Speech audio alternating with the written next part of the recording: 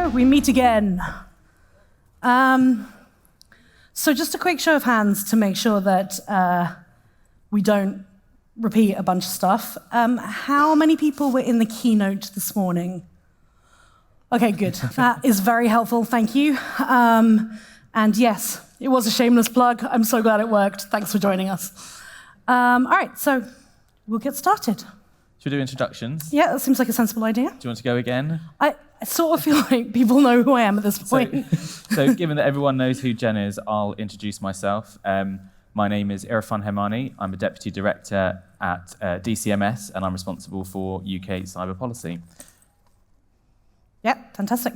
I'm not going to repeat everything that I said earlier, but I will just say, this is a thing I said earlier, that it's a really big deal that people from the government are coming to speak to you guys, and that Irfan's here, and hopefully we'll have a little bit of time for questions, and you'll actually be able to ask him stuff. So this is a big deal.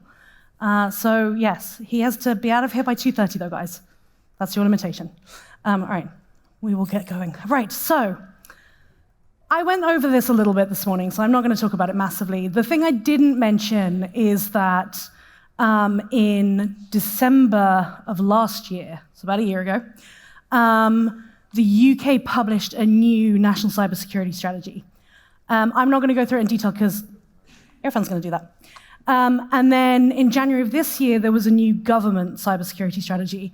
And actually, the Cabinet Office Board that we mentioned is sort of tied to that government cybersecurity strategy and how that's being rolled out and made accessible. So there's a lot going on, basically. And I spent an hour this morning explaining to you why you guys should pay attention to it, so I'm not going to repeat that right now. So just to kind of build on what Jen was saying earlier and just now, there is a lot happening in this space for government now. I think we have just published a new national cyber strategy. There are laws going into Parliament. There are regulations. There's codes of practice coming out. There's a lot happening in this space, and it's really important for us that we're not doing that outside of the real world. It's really important that we're doing that in a way that's sensible, speaking to people who actually know about what's going on, who are responsible for this at the coalface, and recognizing that cybersecurity sits within the UK government's broader agenda of making sure digital technologies are the enabler that they're supposed to be, that we use them for things like future technologies, for net zero, for example, in kind of working out how to be more energy efficient, that we use them for the UK government's focus on growth. There's a whole load of things which we've said digital technologies are important for. We actually have to make sure that we are doing all the right things in terms of managing the risk so that can actually happen. And so there's been a huge push in the last few years. In fact, people will be familiar with things like the development of the NCSC over the last 6 years in its current format. That came out of the last government cybersecurity strategy in 2016. Which was really about building UK government capability in this space. It was built around the principles of deter, defend, and develop. Deterring adversaries, developing capability, and defending against cyber adversaries. The new national cyber strategy looks to build on that. It recognises that government can only do so much, and actually the responsibility and the action and the engagement needs to be much broader. We need technology companies to play their part. We need the cyber community to play its part. We need individuals to do to take responsibility. We need academia to get involved. Government needs to be better at defending itself, and we need to recognise how different parts of the economy link up. So the last national cyber strategy, published a year ago, looked to really broaden out who was involved with government and what we were trying to do. It's no longer about government is going to develop the capability to do these things. It's how do we enable the economy to be more cyber resilient. Can I just, before you move on, can I just ask, Show of hands, how many people in the room have worked with or interacted with in some way their government's cyber strategy or cyber policy division? Okay, thank you, that's helpful. I'll be honest, that's more than I was thinking, but it wasn't the whole room, and so definitely have a way to go. All right, I think. Baby steps. I'll very quickly run through what the 5 areas of the National Cyber Strategy were. The first part is the one in the middle, which looks at leading on technology security. So this is really trying to understand what are the technologies that the UK economy depend on, and how do we actually reduce cyber risk at source through those technologies. So looking at consumer connected devices or enterprise connected devices, looking at digital service providers, looking at app security and app stores, and trying to understand how we, through those technologies, minimize the risk that actually ends up in organizational networks or in on individuals' devices. Then we look at organizational cyber resilience. So what is it that government needs to do to protect or to improve cyber resilience in organizations? And it's really categorized for us in 4 ways. One is improving the cyber resilience of government, improving the cyber resilience of critical national infrastructure, improving the cyber resilience of organizations in the broader economy, and then improving the cyber resilience of individuals. And it's in that order because that's how we see risk. We need to do much more as government to protect government security than we might need to do on the individual level. We need to do a lot more around critical national infrastructure than we might do around other organizations. That doesn't mean we don't do nothing, but it means that our response and our activities has to be proportionate to the risk, and risk sits on the light switching off or issues at water distribution and that kind of thing. Then we move into the bit that sort of underpins all of it, which is the community that most of the people in this room come from, which is the cyber ecosystem. There is very little point in us doing anything or us talking about doing anything if we don't have a strong cybersecurity sector and we don't have the professionals that can actually do what's needed to improve cyber resilience or make technology more secure. So building a skills and industrial base in the UK that can actually keep the UK secure is a strand in itself and is probably the centerpiece of what we do. There's a strand also on advancing UK leadership. So this is about how we interact with other countries. Cybersecurity is not confined, or cyber threats are not confined to UK borders. And so there is a lot that we must do working with other governments on how we go after criminals in other countries, how we develop policy in the same way, because there's no point having UK policy that's not connected to what some of our major partners are doing. And then there is also the one that I think a lot of people will be perhaps more familiar with, which is detecting, disrupting, and deterring adversaries, which is how do we interact with the bad actors, the cyber criminals and the nation states that are actually looking to access our networks. Just before you move on, can I just add, so for those in the room who perhaps are not UK-based, obviously we're talking about what the UK government does because that's who Irfan works for. But actually, the reality is lots of governments are doing this. We talked about that this morning. And if you look at things like the UN activity or the G7 or the work that's going into the treaty, the counter-ransomware initiative is 30 countries around the world. There's a lot of international collaboration on this. The EU is extremely active on cyber policy at the moment. So if you are, if your home base is not here, this stuff is still relevant to you. Yes, we're going to be focusing more on the UK stuff, but the chances are that your home government is involved in some of these initiatives. And I highly recommend it's worth looking at what they're doing and how you can get involved with it. Just out of interest, is anyone here from an EU country?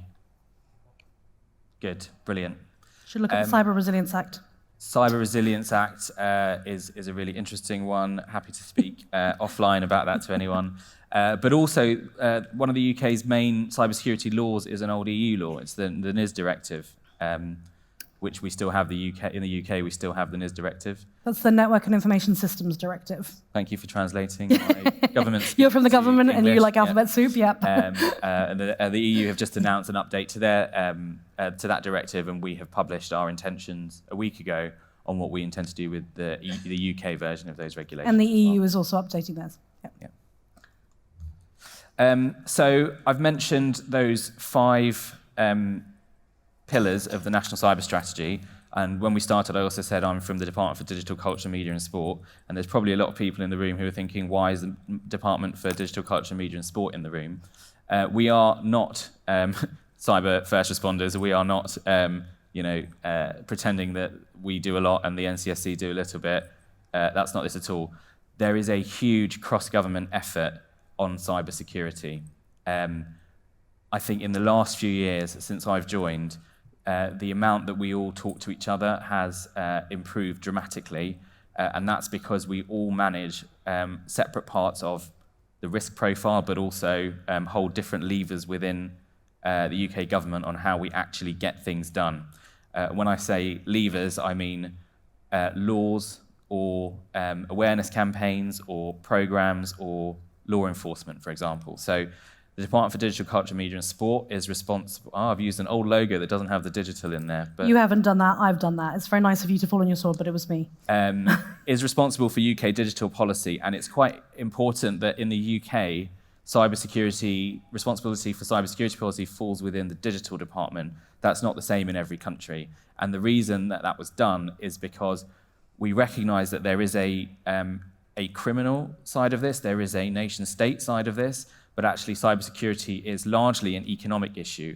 It is also a national security issue, but we want to make sure that as we develop policy for cybersecurity, we're doing it alongside our policies of data protection or digital competition or online harms, for example. Those things can't be separated from each other, and so all of this sits within the Department for Digital Culture, Media and Sport. At the same time, our colleagues at the Home Office are responsible for anything to do with law enforcement. The Foreign, Commonwealth and Development Office is everything to do with our international engagement in bodies like the UN, in our work on the counter-ransomware initiative, for example, and building coalitions to call out nation-states when we know that there are certain nation-states that have been undertaking cyber activities. That's a coalition that often hits 35 plus countries now, and that's a huge international effort on getting countries to actually recognise that this is an important thing to do. Of course, underpinning all of this is the National Cybersecurity Centre. They are the national technical authority. They are incredible at what they do. I don't think there's anyone that does anything cyber that doesn't speak to the National Cybersecurity Centre. And they are everywhere, and they are the trusted centre point of UK cyber. The Cabinet Office is largely a coordinating body, but also is responsible for government cybersecurity. So the security of government and the public sector sits with the Cabinet Office. Then you have every government department is responsible for the cybersecurity of its sector. So the cybersecurity of the transport network sits with the Department for Transport, Health Sector, the Department for Health, and sector regulators within those sectors also have a responsibility, particularly under the Network and Information Systems regulations, but also within financial services. So Ofgem is responsible for enforcing cybersecurity regulations within the energy sector, and the ICO is as well within digital services, and Ofcom on internet infrastructure. Good? Yeah, I think so. That was good. Great. Brilliant. See, I basically just made Irfan come here, and he's really giving the talk, and I just get to stand here and stare at him. It's a little unfortunate.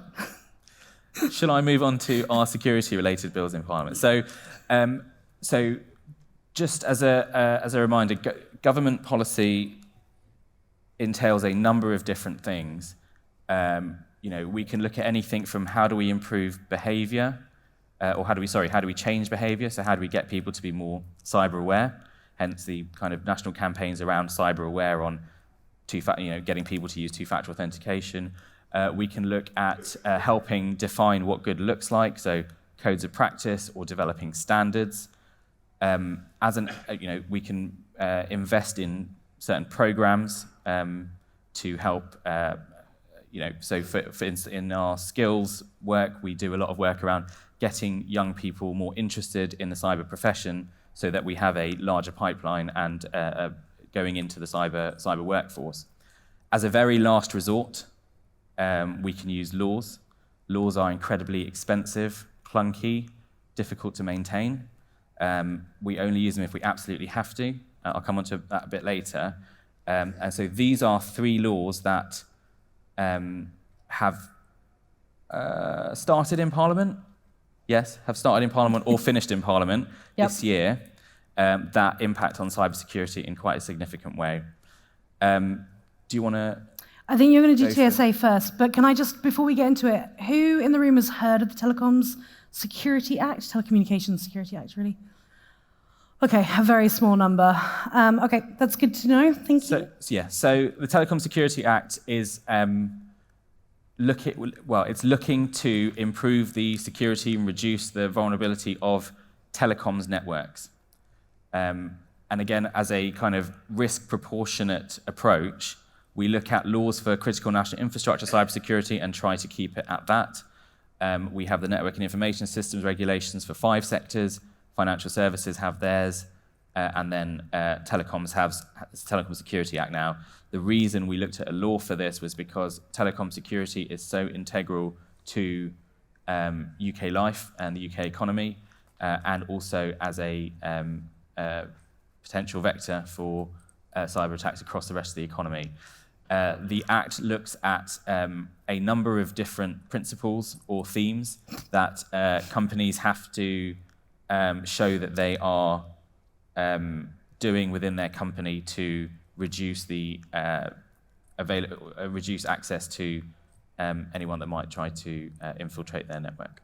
Yeah, and there's an accompanying code of practice that has a number higher of principles in it. Yeah. The Product Security and Telecoms Infrastructure Bill.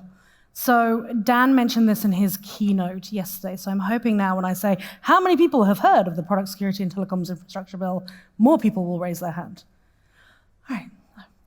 Okay, so this, again, I mean, it goes sort of hand in hand with TSA, and it covers some of the infrastructure pieces of telecommunications. What I want to focus on is similar to what Dan focused on yesterday. One of the other things it does is it takes that IoT code of practice that I showed you guys this morning, and it takes the top 3 principles of that, and it basically sort of enshrines them in law and says, yes, guys, if you are building connected devices, then you really need to not use universal default passwords. You need to have a way for people to report vulnerabilities, and you need to tell your customers how long you're going to continue to support the product from a security point of view. So quite simple, high-level stuff, but still a massive step forward than where we are for a lot of organizations in this space. So this is one we like. We're big fans. The last one, Data Protection and Digital Information Bill. So this is really sort of an update to what the UK currently has in data protection world. And it looks at a number of sort of different aspects around how data is used and accessed and protected. It is not, at its core, a cybersecurity bill. But because, I don't know if you've heard, but security is quite important to how you protect data. And so there are elements in there, in the same way that sort of GDPR speaks to how the things that you need to do, although it speaks to it in a very, very vague, opaque terms. But the idea is that this bill will kind of build onto that and say, these are some things we're expecting in how you will make sure that data is being protected. Also worth noting that the Product Security and Telecommunications Infrastructure Bill is now an act because it was signed into law by King Charles yesterday. Oh, hot off the presses. So, yeah, there'll be an implementation period, but in the next 18 months, any device that you buy that is available on the consumer market will have to have those 3 security requirements. And that is a step forward. It's baby steps, but that's how we do this. And that's how we make sure that we're not creating overburdensome laws or going too far, right? But it's those incremental evolutions that matter. how a bill becomes a law.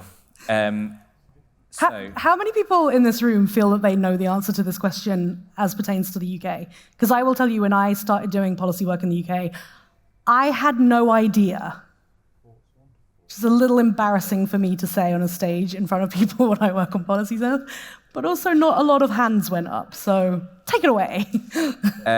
So I'll give the 2.5-minute version rather than the 3-year degree version, but it's not easy, and the first 10 questions or the first 10 rounds of communications we get from Parliament are, have you considered everything else? Show us that you've considered everything else. How do we know that everything else doesn't work? Does this have to be a law?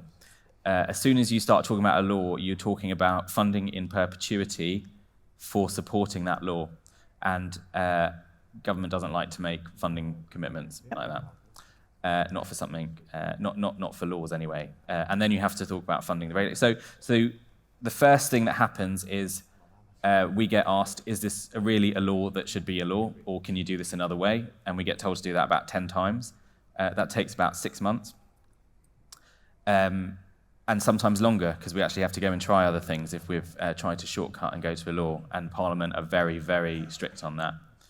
And then there's a bidding process that happens within government. So each department puts forward its legislative priorities, and then a group of ministers, the relevant group of ministers, come together and decide which of those are actually at the top of the government's agenda. It is very likely, I think, so within DCMS last year, there may have been, I think, 11 potential bills that were put forward.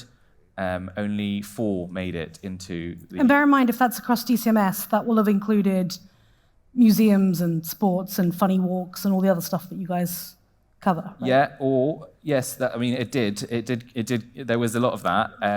But there's also a lot happening in the digital space. So I think 8 of those were digital related, because digital is largely an unregulated domain that still doesn't have a lot of laws around it. And but again, that also doesn't mean cybersecurity necessarily. No. No, everything digital. So there's a huge amount that people are trying to get onto the statute books. I feel I've already used 2 minutes of my 2.5 minutes. Government departments then bid, ministers then decide, and then once that decision process has happened, which can take anything from 1 to 3 months once it gets to ministers and they need to negotiate and decide, it then makes it into the King's speech. So the King's speech will be at the beginning of a parliamentary session. Parliamentary session will run from May to April, or spring to spring, and is opened by that speech from the monarch, who then says, "My government shall," and if you're in that, then you are going to be introduced into Parliament, maybe, because once the parliamentary session begins, who knows what happens. All bets are off. But if you're not in that, you're definitely not going to be on the agenda unless an emergency happens that puts you on the agenda. Yeah. So this year we've seen a little bit of, what's the word? Change in the UK government. Have we? And so the UK legislative programme changed a little bit. There were emergency bills that came in, particularly around energy and energy pricing. And there were things that just haven't made it through because there was quite a lot of emergency bills happening over the summer and after political events as well. But if your bill does get into the first reading, which is where they stand in Parliament and they read the name of the bill, and that's it, then you're in Parliament. And they literally say the name of the bill, and then they carry on. And then the second reading is where the debates happen. So you have a second reading. It will be in the UK. It will be in the House of Commons, and then that then gets kicked over to the House of Lords, where they will also have a slightly more very interesting technical debates around very specific provisions within the policy, within the law. And then there's a committee stage as well, where this is talked about in committee and debated, and experts can come in and talk about it, and committees can grill experts on what they think is happening in the bill. And then that will go back to the House, who go back to the House of Lords in the instance of the product security bill, who then ask for amendments, and then because of our very unique legislative setup, the House of Commons can either say yes or no. It can entertain government amendments. So if the government itself or other members of the government want to make changes, they might accept them. If the opposition wants to make changes, depending on the political scenario, they may accept them, they may not. In the case of our bill, product security, there were no non-government amendments that were accepted. It goes back to the House of Commons, who then have a final reading, and it gets voted into law, and then we wait for the King's signature, which was yesterday. So awesome, congratulations. Normally your bill has to pass through in one session unless it's designated as a carryover bill, not a hangover bill. Perhaps more appropriate. The product security bill was a carryover bill, and it was in Parliament for 353 days. So for other countries, I would say that the system is probably similar, but there'll be nuances that are different. But in a democratic nation, you'll go through this sort of review and debate process. There is something, though, that is, I think I've only encountered in the UK, and that is the concept of primary and secondary legislation. Yes. So now that we have a law, which is the Product Security and Telecommunications Infrastructure Act, we need to develop the regulations that sit under it that will actually determine how that law is enforced. So what is it exactly that consumers need to do? What is it exactly that manufacturers need to do? How will the regulator enforce it? What powers does the regulator have? How much can they fine companies? What's the legal process for appealing? And all of that stuff. So that's all in secondary. So the primary legislation basically sets up the framework and establishes the goal. The secondary enables you to then come up with the specifics.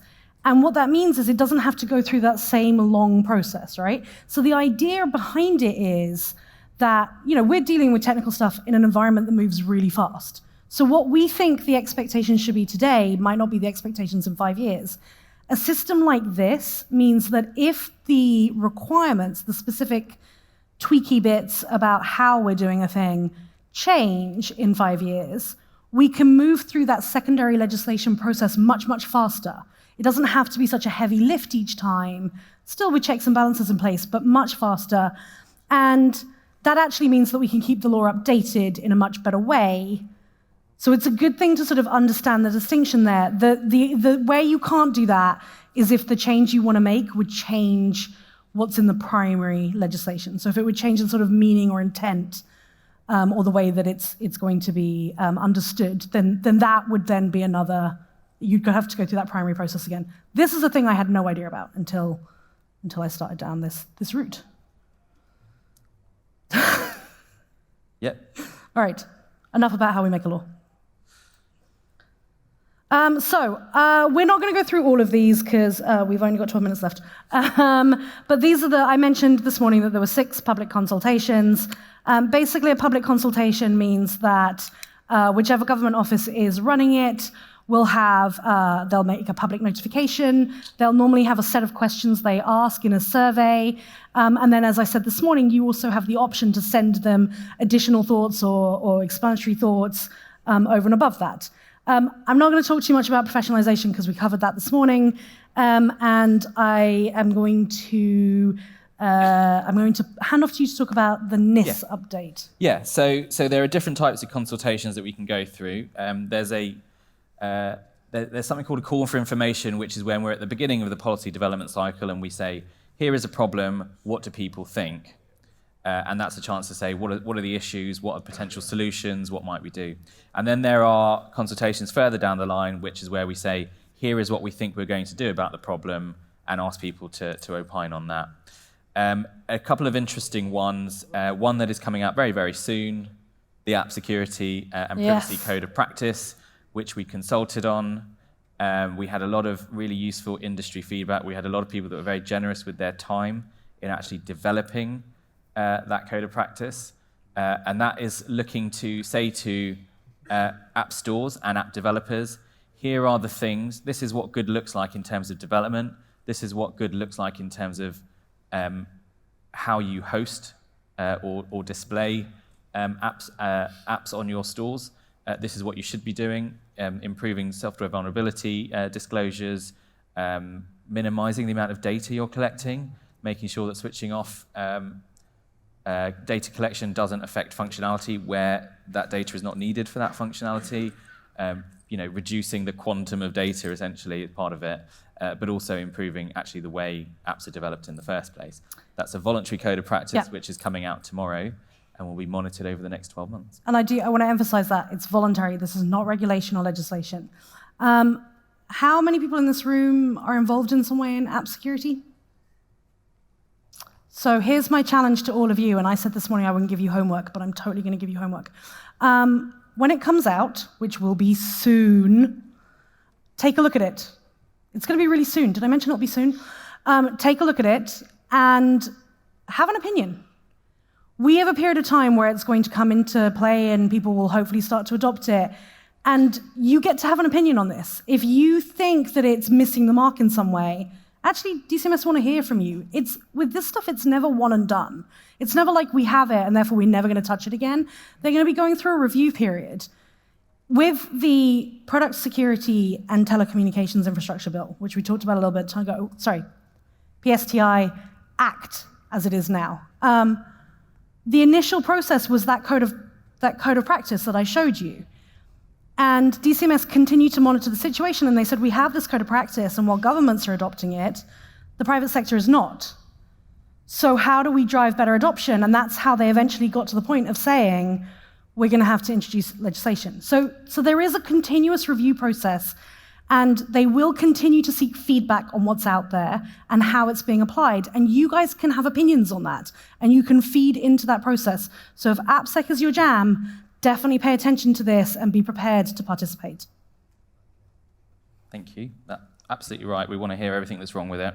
If you want to say something nice, that's great as well. No. We work in security. Another one I think is worth drawing people's attention to, just because I think it's so important at the moment and quite monumental once we go through with it, is the resilience, cyber resilience legislation. We published last Wednesday our intentions on that. It's an update to the Network and Information Systems regulations. Firstly, the most important thing it does for us is it's because it's an old EU legislation, or a bit of old EU legislation, we don't have any powers to amend it anymore. I think that no one didn't quite think about that disconnected. But we're looking to get the powers back to actually make changes to that. And then we're looking to do things like bring into scope managed service providers, which are currently not involved and have been an attack vector quite considerably in the last few years. We're also looking down the supply chain, so not just digital suppliers, but also if your company is so reliant on a supplier and something happens to them such that you can't operate, and that target company or the company we're worried about is an operator of critical national infrastructure, there will be obligations on the supplier. And I think that's really important because we've seen that happen a few times. We saw it happen with the NHS this year through Advance. Yeah, and so if you are sitting here and you work for a security company, you might want to consider that security companies might come under that description. Yeah. It's fine. Should we move to the next one? And a few areas that are coming up as well. Enterprise software security, we are doing an early stage call for information in the coming months, where we are going to, we've looked at a number of different risk areas around enterprise security. We're going to talk about this in terms of development environments, security development environments. We're going to talk about this in terms of transparency of software supply chains. We're going to talk about this in terms of open source software security.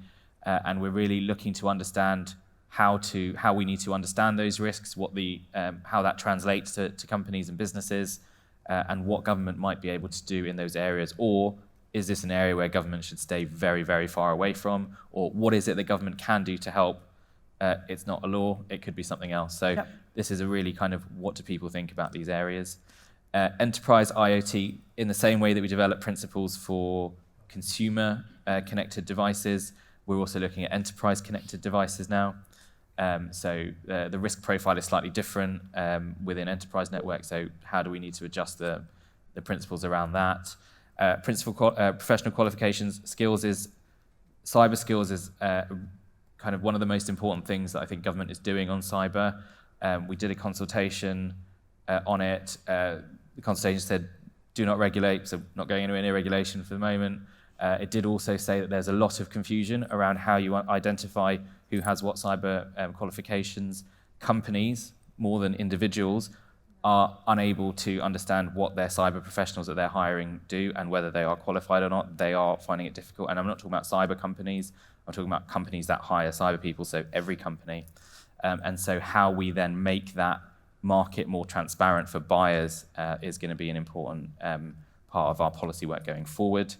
We're also looking at how cybersecurity gets included in business resilience. So every year, companies have to file accounts.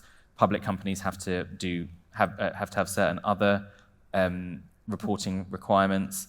And the biggest ones, we are looking at how they might have to talk about cyber resilience within their annual statements. And we're also looking at the UK semiconductor ecosystem. The EU has got quite a big initiative on this. The US has got quite a big initiative on semiconductors. The UK is going to have a slightly different approach, and there will be a whole strategy around what the UK can do around improving its capability. At the heart of that is improving the design of semiconductors themselves and looking at designing out flaws that have been in semiconductors for the last 40 years or so, particularly around buffer overflow. But how do we get those newly designed chips into the digital ecosystem? So those will be kind of big areas that you'll hear a lot about coming out of DCMS. All right, so we're going to blitz through this very quickly. So thank you, by the way. This is when Irfan gets really relieved. Okay, so this is the challenge, right? Like, this is what you guys want to know is, hey, we're here, we're interested, you told us we need to pay attention, we're paying attention, how do we actually get involved? And the reality is it's tough, and I know that it's tough. Having access is difficult. There's no, Irfan and I were talking about this, there's no way of going onto DCMS's website and like just subscribing to a feed. You have to just keep checking regularly and putting in cybersecurity and seeing what there is. You could do something like you could follow their Twitter handle, but it covers everything that DCMS does, and at the same time, it doesn't cover everything. So you'd get stuff that's not about security, and you won't get everything that's security potentially. But check their website. Like that's a fundamental. If you are a journalist and you cover this sector, you can help be an amazing voice to the security community and help them stay informed on these things. That would be lovely. We would love that.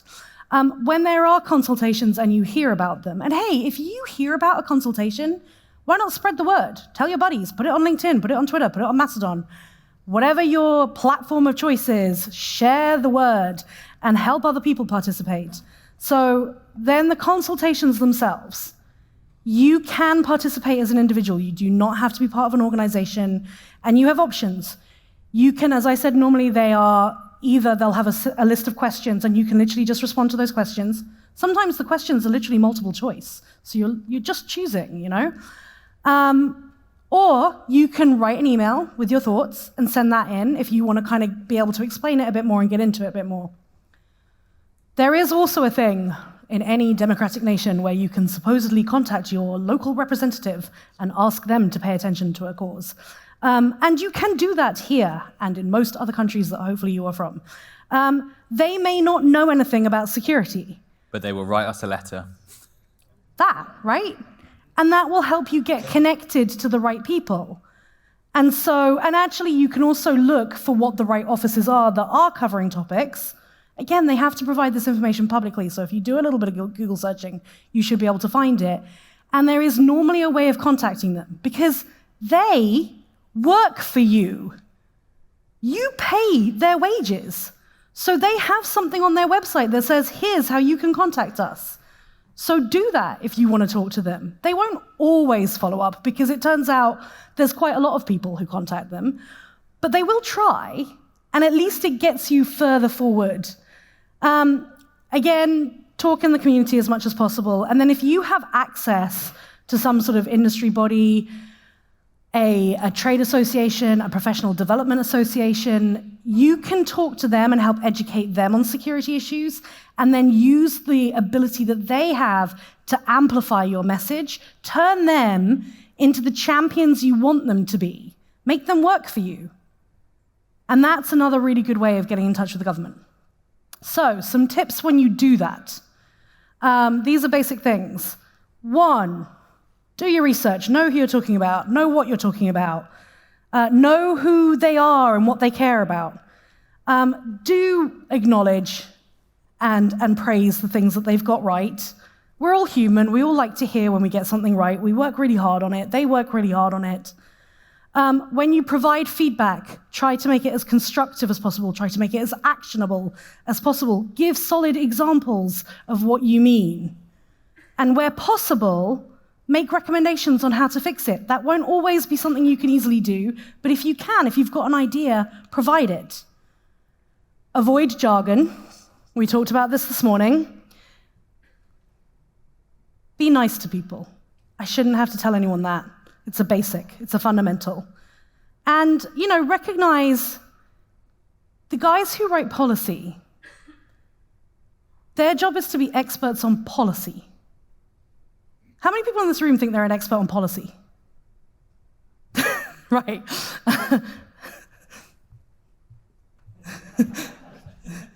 Oh, yeah, me. Yeah, right.